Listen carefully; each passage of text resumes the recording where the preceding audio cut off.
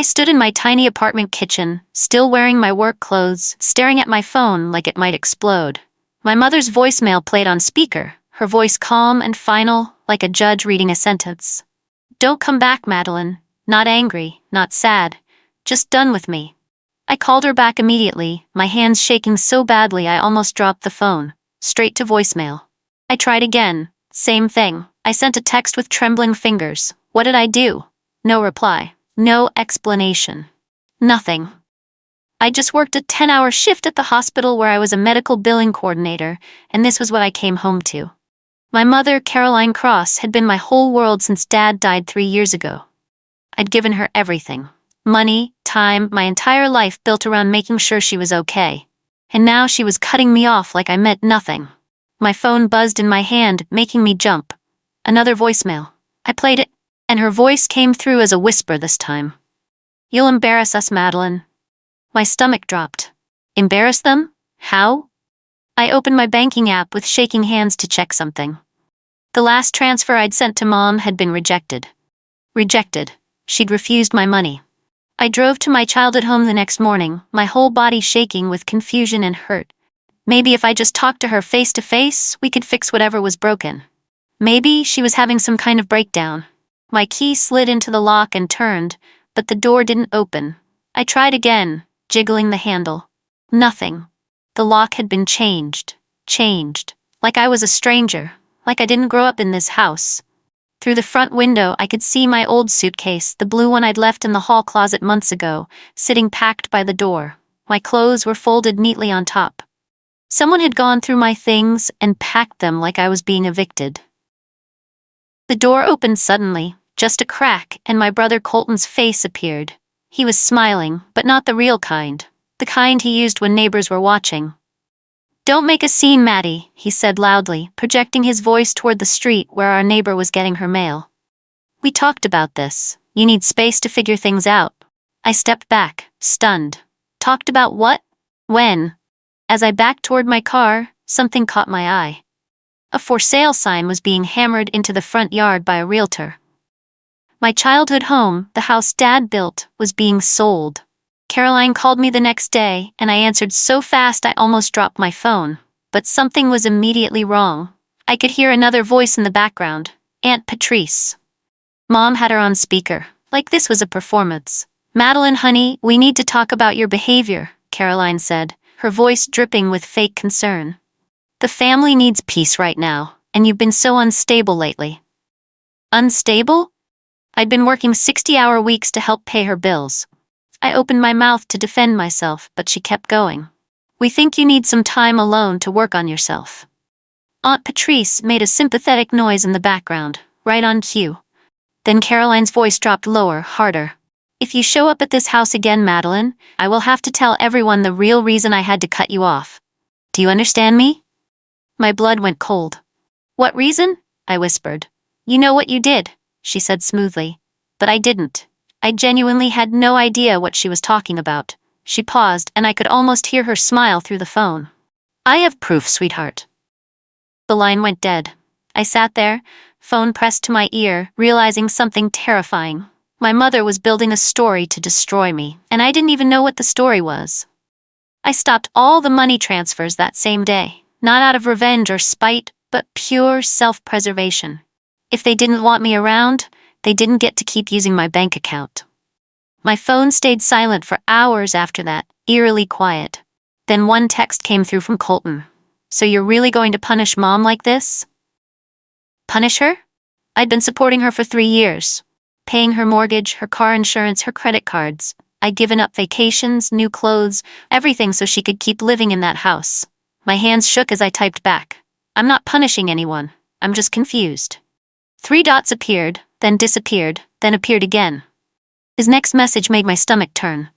"You don't want me telling people what you did, Maddie." What I did. There it was again. That vague, terrifying accusation with no details.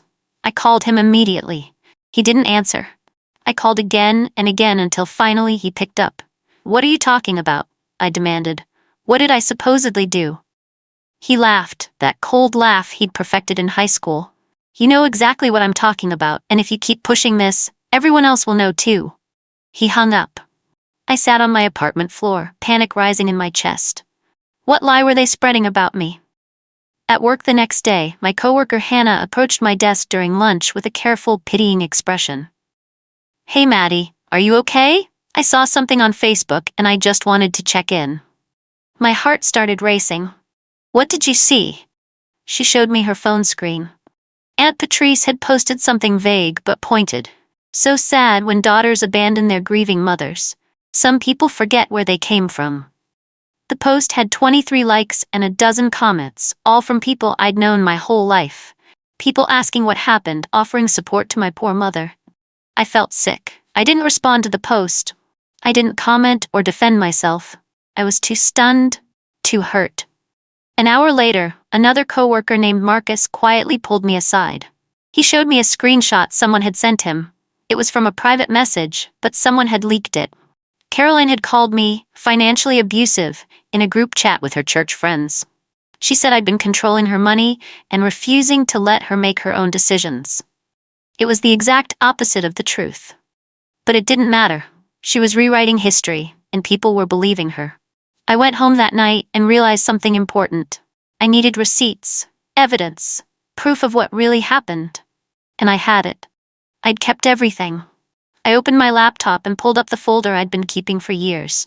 Every bank transfer, every invoice, every medical bill I'd paid for Caroline.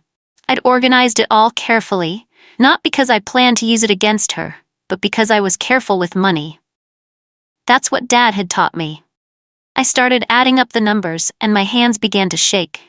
The total was so much higher than I'd remembered. Over $80,000 in 3 years. Mortgage payments, car repairs, credit card debt, medical bills, groceries, utilities. I hadn't just been helping, I'd been funding their entire life. Colton had never contributed a single dollar. Then I saw something that made me stop cold. A recurring payment I didn't recognize. W. Hart Holdings, monthly transfer $800. It appeared every single month for 2 years, 16 payments. Nearly $20,000 total. I stared at the screen, my mind racing. I had no idea what W. Hart Holdings was. I'd never heard of it.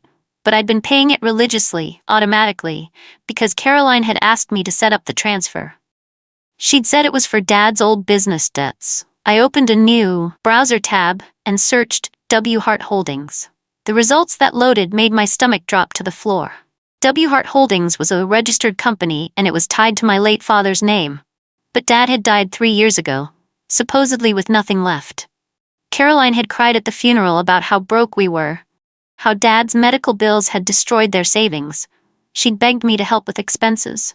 I'd believed every word. But this company was active, current, operating. I clicked through to the state business registry, my heart pounding. The filing listed an address, Caroline's home address, my childhood home. The same house that now had a for sale sign in the yard. My father had been a small business owner, running a modest construction company before he got sick. When he died, Caroline told me the business had closed, that there were only debts left behind. But this didn't look like debt. This looked like an active company, generating monthly payments. I grabbed my phone with shaking hands and called the state business registry office. A clerk answered after 3 rings. "I need information about a company registration," I said, trying to keep my voice steady. I gave her the details. She typed for a moment, then said something that made my entire world shift. "Ma'am, there's been active filings and payments for years. This company is definitely still operational." I made a decision that night. No confrontation, no angry calls or dramatic showdowns. I was going to choose myself for once. I started a new routine. Therapy appointments every Tuesday, actually using my vacation days. Putting money into my own savings account instead of Caroline's. My world became quieter, calmer, almost peaceful. Days passed without contact from my family, and I started to breathe easier. Day 18 of my new life. I came home from work to find a certified letter waiting at my apartment door. I signed for it with the mail carrier and opened it right there in the hallway. It was from a debt collection agency. They were demanding payment for a loan I'd never taken out. $12,000 plus interest. My hands shook as I read the details. The loan application had been submitted 6 months ago using my social security number and listing my mother's phone as the primary contact. I'd never applied for this loan, never seen these papers, never signed anything. But my name was on it. My credit was on the line. And the loan payment address? Caroline's home address. The same address I'd been sending money to for 3 years. I called the lender immediately, barely able to control my voice. A board representative answered and pulled up my account. The lender confirmed everything in a flat, uncaring voice. The loan application had used my social security number, partially masked for security, and listed my mother's phone number as the contact. When I said I'd never applied for this loan, never signed any papers, she sighed like she'd heard this story 1,000 times before. "Ma'am, we have an application with your information. And we've been in contact with your co-signer, who's been calling us quite upset about the missed payments." My blood ran cold. "My co-signer? Your mother, ma'am. Caroline Cross. She's called us 3 times this week crying about how you're refusing to pay your obligations." I felt dizzy. This was a trap. An actual planned trap. Caroline had taken out a loan in my name, probably kept the money, and now expected me to pay it back. And when I'd cut off her access to my money, the loan had defaulted. She'd been using me as a credit mule, without my knowledge. The representative was still talking. "If this loan isn't resolved within 30 days, ma'am, we'll have to report the delinquency to the credit bureaus. It will significantly impact your credit score." My job required security clearance. My entire career could be destroyed by this. I thanked her mechanically and hung up. Then I did something I should have done years ago. I fought back. I spent the next day filing reports. First, an identity theft report with the police. Then I froze my credit with all 3 major bureaus. The police officer who took my statement looked at me with something like pity when I explained my own mother had stolen my identity. It felt terrifying and grown-up and desperately lonely, sitting in that police station filling out forms against my own family. But it also felt like power. Like I was finally protecting myself. That evening, my phone rang. Caroline. I almost didn't answer, but something made me pick up. Her voice exploded through the speaker, no longer cold or calculated, pure fury. "How dare you do this to me after everything I did for you? Do you have any idea what you've just done?" I held the phone away from my ear as she screamed. "I filed a police report for identity theft," I said calmly, "because someone used my social security number without permission. I'm your mother. I raised you. I gave you everything." Her voice was shaking with rage now. "You have no right to treat me like a criminal." "You committed fraud," I said quietly. "That's exactly what you are." The line went silent for a moment, then her voice came back, low and venomous. "You just ruined us, Madeline. You just destroyed this entire family." She hung up. I sat in the silence and realized something. Good. Maybe it needed to be destroyed. My cousin Tessa called me 2 days later, her voice dripping with fake sympathy. "Maddie, I just heard what happened with your mom. I'm so sorry you guys are fighting." I didn't respond, waiting to see where this was going. Tessa had always been two-faced, sweet to your face and cruel behind your back. "I want you to know I didn't agree with what she did," Tessa continued. "I thought it was wrong from the start." Then she slipped. "The plan was supposed to scare you into behaving, not make you actually cut everyone off like this." I went completely still. "Plan?" Tessa realized her mistake immediately. "I mean, I just meant that I think she was hoping you'd just apologize and come back like you always do. You know how your mom is." "Tessa, what plan?" My voice was hard now. She was quiet for a long moment. Then she whispered, actually whispered like someone might overhear her. "Mom said you'd come running back like you always do, that you can't survive without the family, that you'd be begging to come home within a week." The truth crashed over me like ice water. The voicemail. The lock change. The public shaming. It had all been theater. A performance designed to make me desperate and compliant. They'd expected me to come crawling back, probably willing to sign anything just to be let back in. But I hadn't. And now, they were panicking. I remembered something I'd been meaning to check. Dad's old storage unit was still in my name, something I'd kept paying for even after his death because I couldn't bear to clean it out. I drove there that weekend, the key feeling heavy in my pocket. The unit smelled like dust and old memories. Dad's tools hung on the walls, his work boots sat in the corner. I found the old metal lockbox under his desk. the one he'd always kept personal papers in. Inside was a folder labeled in his handwriting, Maddie, Trust Beneficiary. My hands shook as I opened it. There were bank statements, legal documents, and a letter. The letter was dated 2 weeks before Dad died, written in his shaky, sick handwriting. Maddie, if you're reading this, I'm gone. I need you to know something important. I set up a trust for you because I was worried about pressure from the family. Your mother means well, but she doesn't understand money the way you do. This is yours. Keep it safe. And please, if anything happens to me, do not let Caroline handle this alone. Tears blurred my vision. At the bottom of the letter was a bank name and an account number.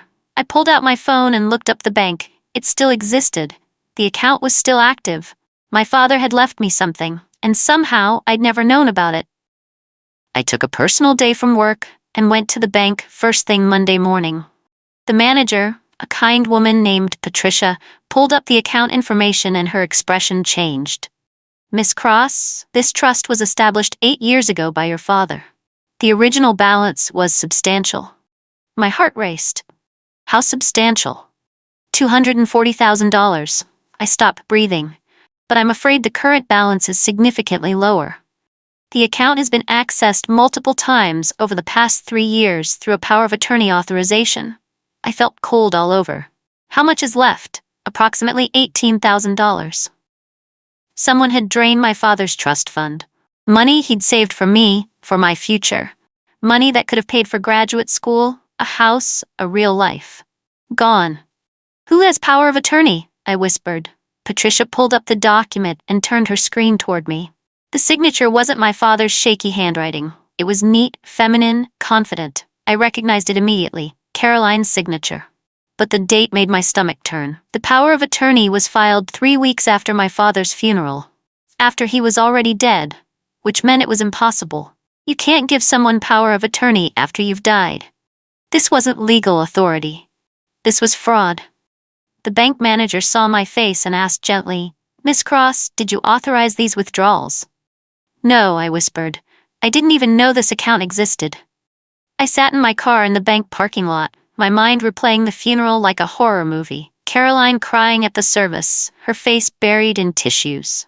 Her voice breaking as she told everyone Dad had left nothing but debt, that medical bills had destroyed them. Everyone had believed her. I'd believed her. The community had rallied around the poor widow, bringing casseroles and offering financial help, and the whole time she'd been secretly draining my inheritance. I drove back to the bank and asked Patricia for copies of everything. Every withdrawal, every authorization, every piece of paperwork filed, she printed it all, a thick stack of evidence. I took it home and spread it across my kitchen table, studying each page. Then I found it. A withdrawal authorization form from 2 years ago, shortly after Dad's death. It required a signature from the account beneficiary to approve a large transfer. My signature was on the page, but I'd never signed it. I held it up to the light, comparing it to my actual signature on my driver's license. It wasn't even a good forgery. The loops were wrong, the pressure different. Caroline had faked my signature to steal my inheritance. And she'd gotten away with it for 3 years. I took pictures of everything with my phone, backed them up to 3 different places, and then I did something I never thought I'd do. I called a lawyer. I tried calling Caroline first, giving her one chance to explain. She answered on the 3rd ring, her voice sugary sweet. Madeline, honey, I'm so glad you called. Are you ready to talk about coming home? Why is my name on legal documents I never signed? I asked, keeping my voice level. The sweetness vanished instantly. Her tone turned to ice. What are you talking about? The trust fund, Dad's account, the withdrawal forms with my forged signature. Silence. Then she laughed, cold and sharp. You think you're so smart now, don't you? You think you're better than us because you have a salary and a little apartment? There it was. The real Caroline. Not the grieving widow. Not the loving mother. The woman who resented me for having what she wanted. I'm going to ask you one more time, I said. Why did you forge my signature? If you accuse me of anything, she hissed, I will absolutely ruin you. I'll tell everyone you stole from your dying father. I'll tell them you're mentally unstable. I'll make sure no one in this town ever looks at you the same way again. My hands were shaking. Nobody will believe you, Madeline. I'm your mother. And you're just an ungrateful daughter who abandoned her family. Then she added, her voice like poison, remember who raised you. Remember who you owe everything to. She hung up. I sat there, phone in hand, and realized she was right about one thing. I did owe her something. I owed her absolutely nothing ever again. Colton texted me the next morning. Stop digging into things that don't concern you. You're hurting Mom. I was done playing games. Did you know about the trust fund? I typed back. 3 dots appeared, disappeared, appeared again. Finally, just stop, Maddie. You're making this worse for everyone. Did you know she forged my signature? The dots stopped, no response. I called him, and surprisingly, he answered. What do you want? He snapped. I want to know if you knew Dad left me a trust fund. Silence. Then quieter. You were always Dad's favorite. He always chose you over me. The jealousy in his voice was raw, years old. So you knew, I said, my stomach sinking. You knew she was stealing from me and you said nothing. We needed the money. He exploded. You have your fancy job and your apartment. We had nothing. Mom was struggling. That money wasn't yours to take, I said. I don't care what you needed. It wasn't yours. He was quiet for a moment. When he spoke again, his voice was cold and threatening. If you don't come back and fix this, Maddie, we'll have to do something. We can't let you destroy this family. What does that mean? But he'd already hung up. 2 days later, I got a call from HR at the hospital. My supervisor's assistant asked me to come in for a meeting the next morning. When I asked what it was about, she hesitated.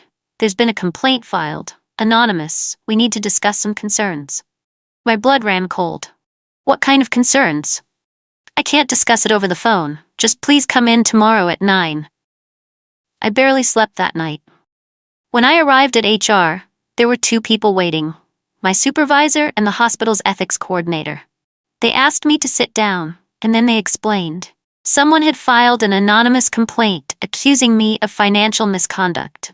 The complaint included specific details about me misusing family resources and taking advantage of vulnerable relatives. It referenced things only my family would know. My work with Caroline's medical bills after Dad died. The money transfers I'd made, they'd twisted everything, made my help sound like theft. My hands shook as I listened. This was my career, my entire life.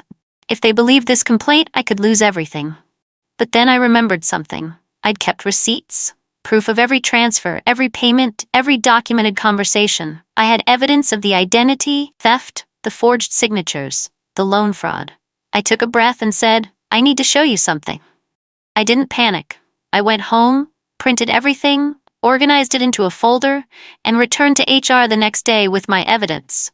Bank statements showing my transfers to Caroline, the identity theft police report, the forged trust fund documents, the fraudulent loan in my name, copies of the threatening texts from Colton.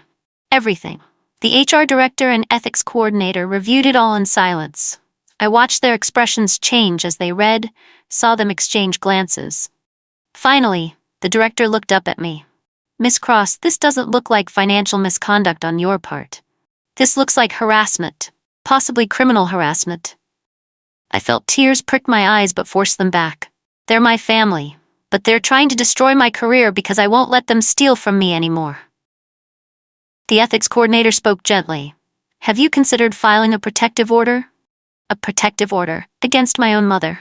The words felt surreal, but I nodded slowly. I'm considering it.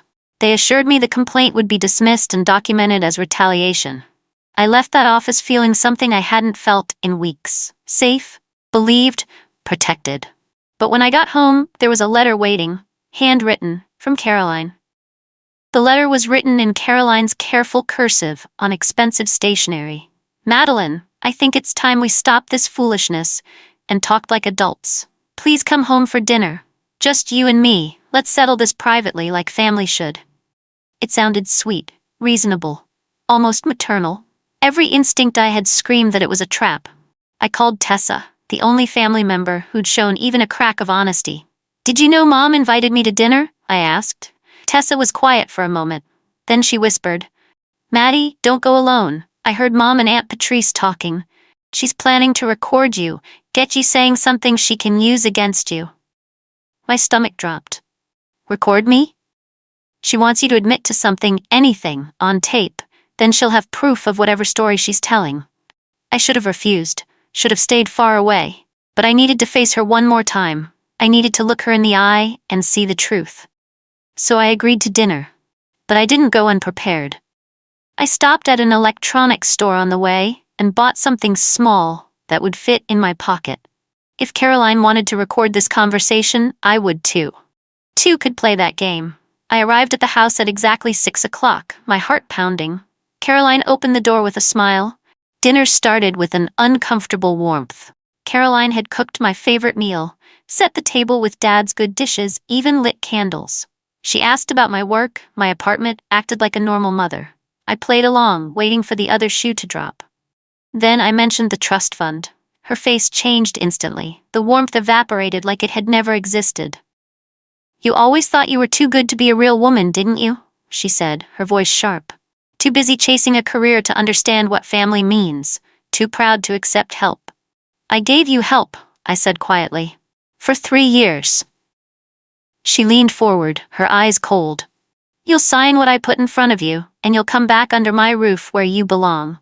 This independence fantasy needs to end." Then Warren spoke for the first time. My stepfather, who'd been silent through the whole meal, looked at me with dead eyes and said, "We can make this disappear, Madeline. All of it. The police reports, the bank investigations, everything. Or we can make you disappear. Your choice." The threat hung in the air. Caroline slid a document across the table, toward me. I looked down at it and my hands started shaking. It was a confession. A legal document stating that I had stolen family funds and agreed to repay all debts. If I signed this, I'd be admitting to crimes I didn't commit.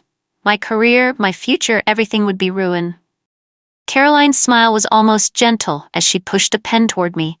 "Just sign it, honey. Then we can all move forward." I looked at the document, at the lies typed in official legal language, at my mother's expectant face, and I said the one word I should have said years ago. "No." Her eyes flashed with rage. She reached across the table suddenly, grabbing for my phone. "Give me that. Now." I pulled it away, standing up fast enough to knock my chair backward. "I already made copies," I said, my voice steadier than I felt. "Of everything. The bank records, the forged signatures, the threatening texts, the fraudulent loan. All of it. It's backed up in 3 different places and shared with my lawyer." The room went silent. Caroline stared at me like I'd grown a second head. Warren's face went pale.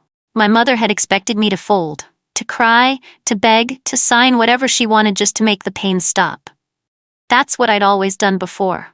But I wasn't that person anymore. I walked to the door, and Caroline's voice followed me, shrill with desperation. "If you leave this house, you're dead to me. You hear me? Dead." I turned back one more time.